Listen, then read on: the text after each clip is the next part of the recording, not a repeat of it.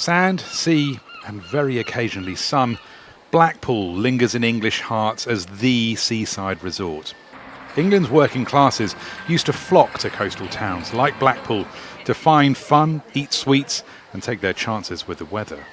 Now they go to Spain, and Blackpool feels like many other struggling northern towns.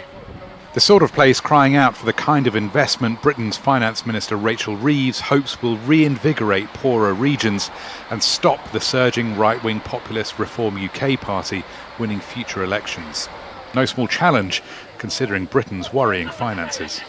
A lot of areas of the country that have just fallen behind, that are calling out for more public investment.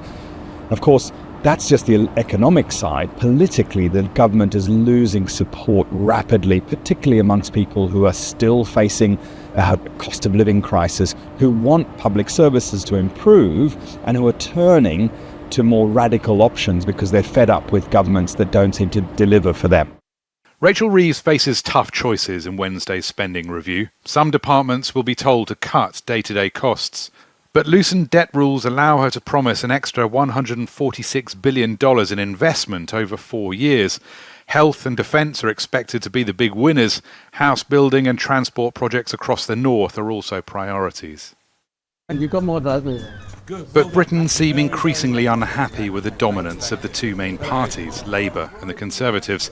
In May, Nigel Farage's Reform UK party surged in local elections across the country.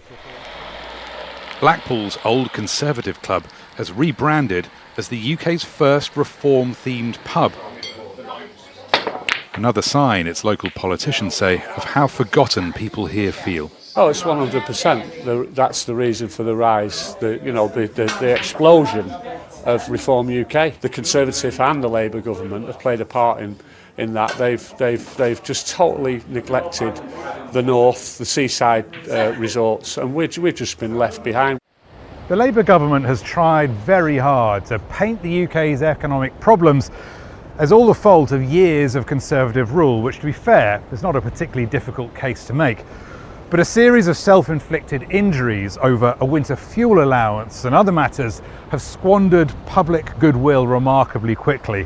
A well-handled spending review could stem the bleeding to a degree, but another stumble and Reform UK are waiting to rub sea salt in the wounds. Rory, Challands, Al Jazeera, Blackpool. Make sure to subscribe to our channel to get the latest news from Al Jazeera.